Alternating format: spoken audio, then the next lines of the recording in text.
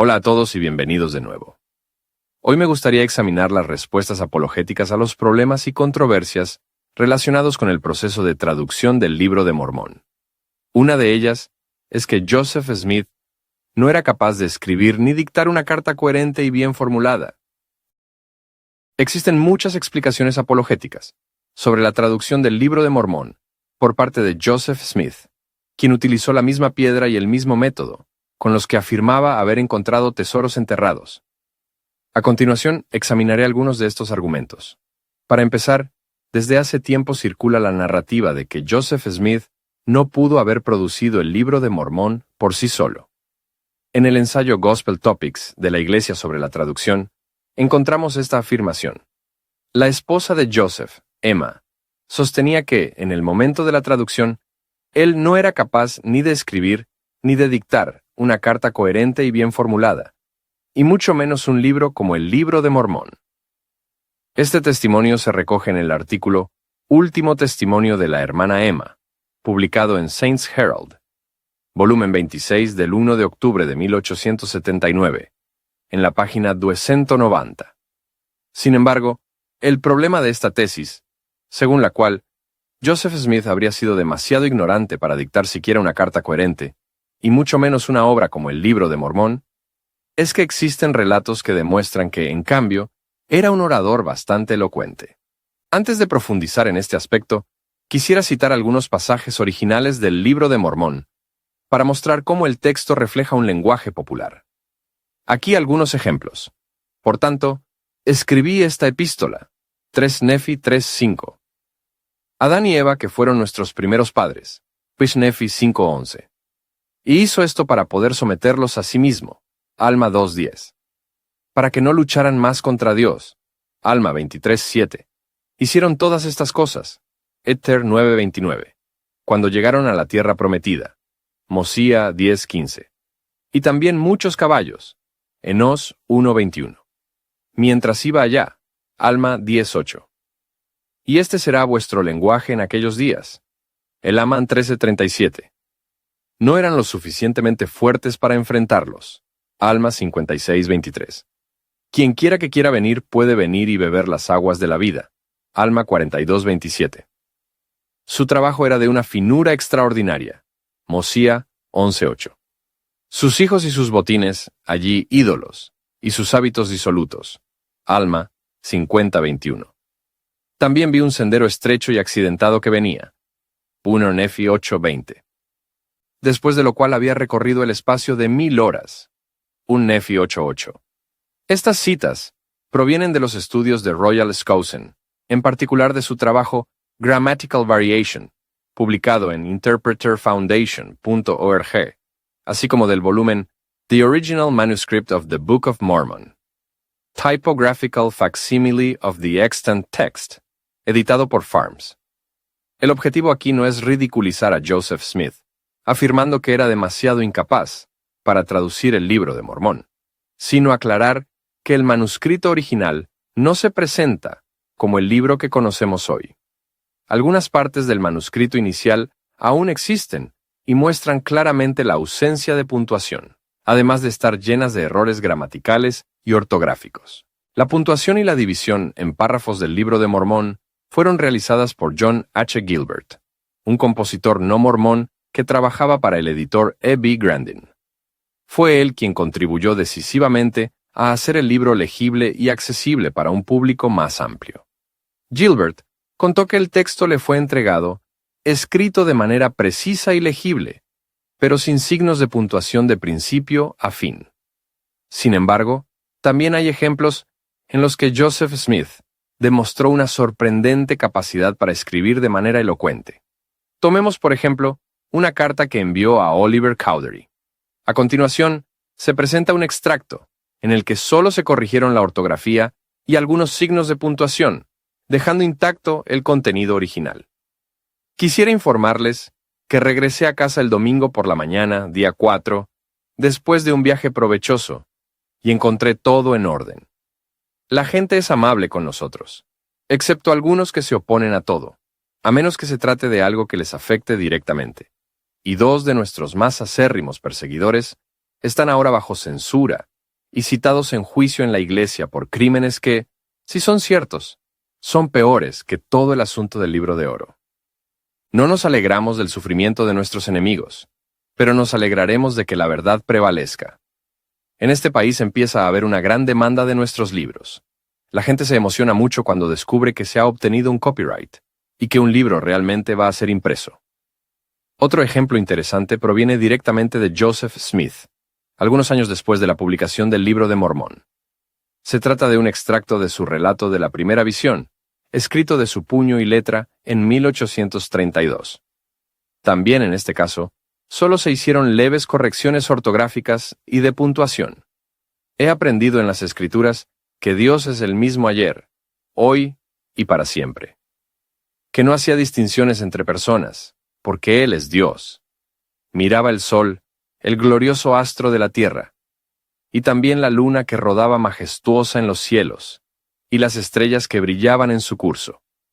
Observaba la tierra en la que me encontraba, las bestias del campo, las aves del cielo, los peces de las aguas, y también al hombre que caminaba sobre la faz de la tierra, en majestad y en la fuerza de la belleza, dotado de poder e inteligencia, para gobernar cosas tan extraordinariamente grandes y maravillosas, semejantes a aquel que las había creado. Cuando reflexionaba sobre todas estas cosas, mi corazón exclamó: bien dijo el sabio que es necio aquel que dice en su corazón que no hay Dios. Mi corazón gritaba: todos estos dan testimonio y denotan un poder omnipotente y omnipresente, un ser que hace leyes y decretos, y liga todas las cosas en sus límites, que llena la eternidad, que fue, es y será, de toda la eternidad a la eternidad. Papeles de Joseph Smith, relato de la primera visión, 1832. Todo esto nos muestra que Joseph Smith no era en absoluto incapaz de construir historias elaboradas, como a veces se sugiere. Al mismo tiempo, tampoco se puede decir que el Libro de Mormón fuera desde el principio un texto refinado o perfectamente estructurado. Gran parte de su forma actual se debe al trabajo de los tipógrafos, que añadieron puntuación, corrigieron errores ortográficos y gramaticales, y lo reelaboraron a lo largo de los años. Hay más. La madre de Joseph Smith, Lucy Mack Smith, recordaba cómo su hijo contaba a la familia las historias del Libro de Mormón incluso antes de afirmar poseer las planchas de oro. Esto es lo que escribió. Describía a los antiguos habitantes de este continente, su vestimenta, la forma en que viajaban y los animales sobre los que cabalgaban, sus ciudades, sus edificios, con todo detalle, su manera de luchar, y también su culto religioso. Hacía todo esto con la misma facilidad, aparentemente, como si hubiera pasado toda la vida entre ellos. Lucy Mack Smith, Biographical Sketches of Joseph Smith the Prophet and His Progenitors for Many Generations. Esto nos dice que Joseph Smith ya tenía en mente muchas de las historias que luego formarían parte del Libro de Mormón, y que era capaz de contarlas de manera fluida y rica en detalles, desde las ciudades hasta las guerras, pasando por la religión de los antiguos habitantes. Todos estos elementos, su capacidad narrativa, los relatos orales previos a la traducción y el trabajo editorial posterior, son como huellas digitales dejadas en el Libro de Mormón, y llevan a muchos estudiosos no pertenecientes a la Iglesia de Jesucristo de los Santos de los últimos días a concluir que no se trata de un texto histórico antiguo, sino de una obra moderna. Otro argumento que escuchamos con frecuencia es que nadie podría haber escrito un libro como el Libro de Mormón en un periodo de tiempo tan corto. Sin embargo, el historiador John Hamer ha presentado algunos cálculos básicos sobre el proceso de traducción y dictado, que resultan mucho menos impresionantes de lo que se podría pensar inicialmente. El Libro de Mormón está compuesto por 273.725 palabras, y esta cifra incluye también todo el material tomado de la Biblia del rey Jacobo, que obviamente habría sido dictado o escrito a un ritmo más rápido. Si estimamos aproximadamente 85 días para completar la producción de todo el libro, Esto significa que se habrían tenido que escribir unas 3.200 palabras al día. Dado que Joseph Smith pronunciaba las palabras más rápido de lo que Oliver Cowdery podía escribirlas, es correcto usar el ritmo del dictado como referencia.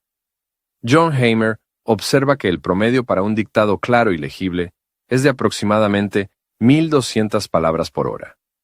Si dividimos las 3.200 palabras diarias entre estas 1.200 palabras por hora, obtenemos un tiempo de trabajo diario de aproximadamente 2 horas y 40 minutos. En otras palabras, una vez analizados en detalle, los tiempos de trabajo no parecen en absoluto extraordinarios. Esto también habría permitido a Joseph hacer numerosas pausas durante el día, dándole la oportunidad de reflexionar sobre la trama y quizás de consultar con quienes lo rodeaban acerca de las ideas que pretendía desarrollar. Por lo tanto, no solo la cronología de la redacción resulta mucho menos asombrosa de lo que a menudo se presenta, sino que también hay que recordar que Joseph Smith ya había escrito las primeras 116 páginas y que contaba historias sobre el pueblo del Libro de Mormón a su familia desde hacía años. Cuando comenzó a dictar el texto, Joseph ya tenía bien desarrollada la trama en su mente, lo que seguramente habría hecho el proceso mucho más fácil de lo que habitualmente se nos enseña. Profundizaremos en este tema en una sección posterior, pero mientras tanto, recomiendo encarecidamente la entrevista en 2 partes a John Hamer en Mormon Stories, donde se relata en detalle la génesis del Libro de Mormón. En el ensayo publicado por la Iglesia sobre la traducción del Libro de Mormón, se cita una de las defensas más comunes por parte de los apologistas, la idea de que Joseph Smith no podría haber sido el autor del Libro de Mormón, dado que en su interior se encuentran expresiones lingüísticas típicas del Cercano Oriente. El ensayo afirma: en el manuscrito original están presentes algunas construcciones gramaticales más características de las lenguas del Cercano Oriente que del inglés, lo que sugiere que el idioma base de la traducción no era el inglés. Pero si tomamos en cuenta la navaja de Occam, es decir, el principio según el cual la explicación más simple suele ser la correcta, entonces resulta más probable que Joseph Smith estuviera eligiendo cuidadosamente las palabras para que sonaran similares al idioma de la Biblia del rey Jacobo. Esto habría conferido a su texto un aura de sacralidad, haciéndolo más creíble como palabra de Dios, al menos en el contexto cultural y religioso en el que vivía. Sabemos ya, de hecho, que el Libro de Mormón toma directamente de la Biblia del rey Jacobo, por lo que este argumento relacionado con la influencia lingüística del Cercano Oriente pierde fuerza de inmediato. En esencia, si realmente queremos creer que Joseph Smith estaba restaurando un antiguo texto americano, no podemos luego aceptar que ese texto contenga amplias secciones tomadas de una versión de la Biblia traducida solo en 1611. Por el contrario, si aceptamos la idea de que Joseph simplemente consultaba una Biblia para escribir esas partes, como también ha reconocido Fair Mormon, entonces es normal que se encuentren estructuras lingüísticas similares a las de las lenguas orientales. Es el resultado directo de escribir en el estilo de la Biblia, no de la traducción desde una lengua antigua. En realidad, muchos de los hebraísmos presentes en el Libro de Mormón, así como algunos de sus temas narrativos y giros de la trama, se encuentran también en un libro entonces muy difundido en las escuelas primarias de Nueva York, The Late War Between the United States and Great Britain. Se trataba de un texto escrito también al estilo de la Biblia del rey Jacobo, muy familiar para un joven Joseph Smith que asistía a la escuela en ese periodo.